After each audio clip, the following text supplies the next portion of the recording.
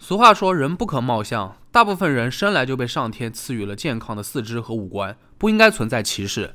但不管怎么样，人类还是很容易被外在所欺骗。可是那些生来就畸形的人们又做错了什么呢？一生都要遭到无止境的嘲讽与歧视。曾经在畸形秀里面就有一名演员被称作为象人，我想有些朋友应该有所听说。他的外表相当恐怖，半人半象，但是内心却并不畸形。他热爱诗歌和散文，如果没有身体上的阻碍，他恐怕能成为一名才华横溢的作家或者诗人。那本期我们就一同走进象人的一生。1862年8月5日，约瑟夫·梅里克出生于英格兰。刚生下来的时候，约瑟夫白白胖胖，是个非常健康的孩子。谁又会想到后来他成为了大名鼎鼎的象人怪胎呢？因为在5岁之前，约瑟夫都很正常，但是厄运很快便降临在了他的头上。起初，约瑟夫的皮肤出现了块状灰白色的斑块，这并没有引起他的很多关注。相对而言，约瑟夫度过了一个还算正常的童年。他既善良又聪明，喜欢写作和阅读，与母亲的关系也很好。但是随着年龄的增长，约瑟夫的皮肤和骨骼越发变得异常，头部和身体都长满了各种骨肉瘤，头围将近1米。而且后脑勺和脸上都挂着海绵状的肉组织，看起来十分吓人。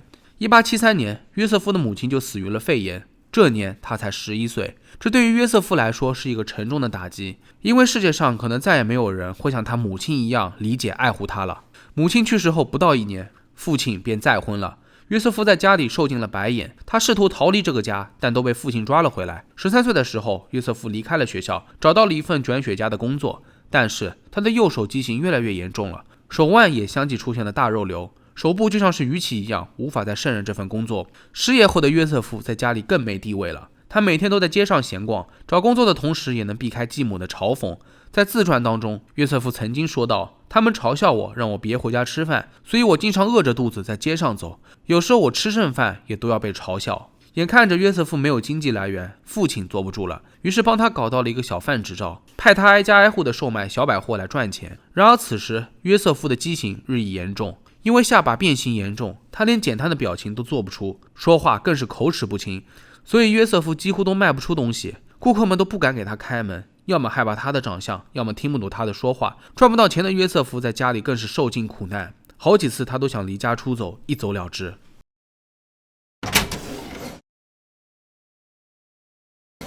根据自传记载，约瑟夫的皮肤松弛粗糙，呈厚厚的块状，肤色也和大象类似，所以因此得名象人。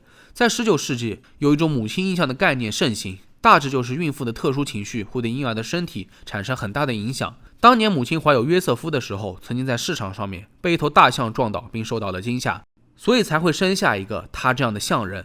约瑟夫自己也对此深信不疑。后来他的下身也开始变形，只能依靠拐杖走路了。慢慢的，心脏也出现了问题，他只能坐着睡觉，不然就会窒息。1877年，作为一名街头小贩，约瑟夫的生意惨淡，根本就无法赚钱养活自己，回家还要受到父亲和继母的嘲讽。有一天回到家中，他甚至遭到了父亲的毒打，从此便离家出走。接下来，约瑟夫开始在济贫院工作，也就是贫民窟，那里食物匮乏，医疗设施简陋，但还是收留了大量社会中最低端的人。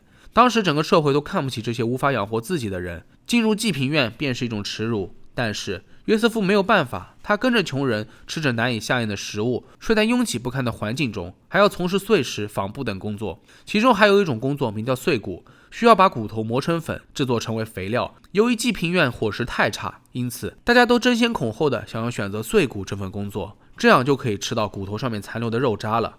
在1882年，约瑟夫接受了首次面部手术，因为嘴巴凸起的部分已经长到了20至22厘米，根本说不出话了，就连吃东西都碍事。但以当时的医疗水平，约瑟夫是不治之症，医生也只敢给他切除部分肿块，尽量不妨碍吃东西和说话。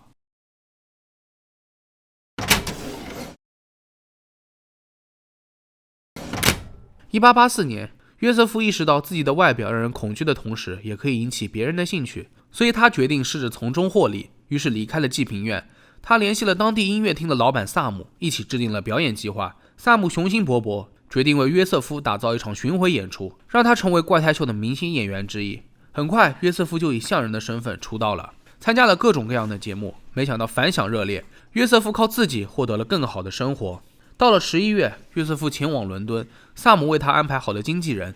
约瑟夫就像是一件新奇的商品，被展示在橱窗里面。他躺在一张铁床上，四周都拉着窗帘，增加了神秘感。而商店外面吸引了大批好奇的观众，经纪人还在门外给大家添油加醋地描述着当年约瑟夫还在肚子里的时候就与大象有多么深的渊源。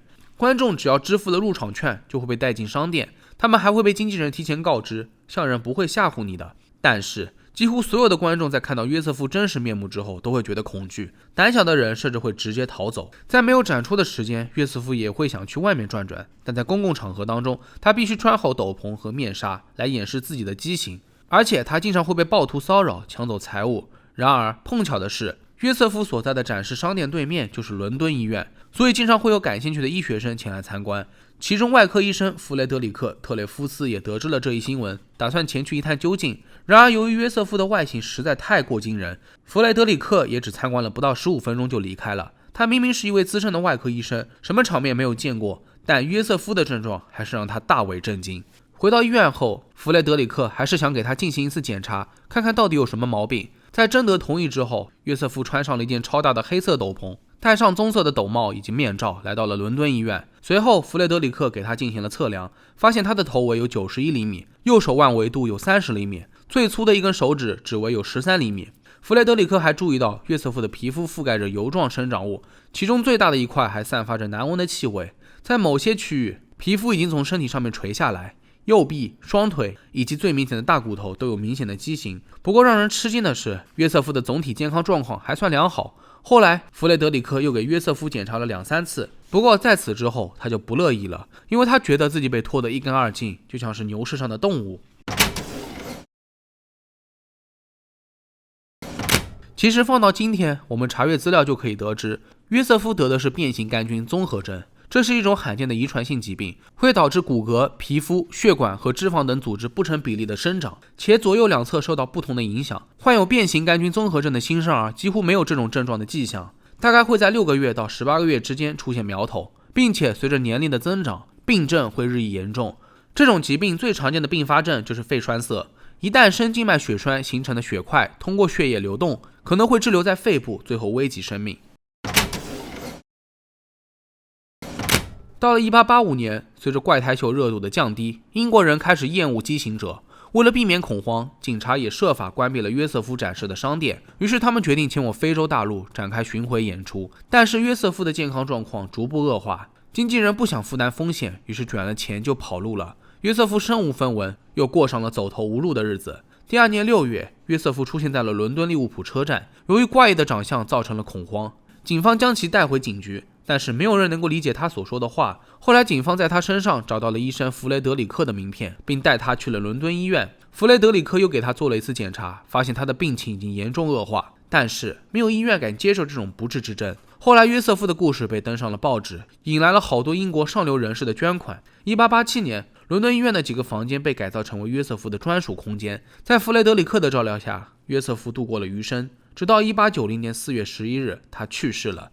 当时官方死因被列为窒息，现在看来可能是由于血栓而危及到了生命。那好了，象人的故事就说到这里。他从出生就注定了要经历坎坷的一生，从小约瑟夫受尽了嘲讽，就连家人也会嘲讽他。他在济贫院认识到了穷人就活该被惩罚的道理，于是决定放下自尊，向世人揭开自己的伤疤。然而伙伴的背叛让他又一次被社会遗弃。畸形与美丽从来都不是一对反义词，有的人虽然外表丑陋，却有一颗美好的心；有些人虽然外表光鲜，内心却肮脏不堪。在这个世界上，到底谁才是真正的畸形人呢？好了，本期视频到这里就结束了。小伙伴们对于象人有什么看法，可以在评论区下方留言。如果你们觉得视频做得还不错的话，也别忘了点赞、收藏加投币。我是正正，咱们下期视频再见吧。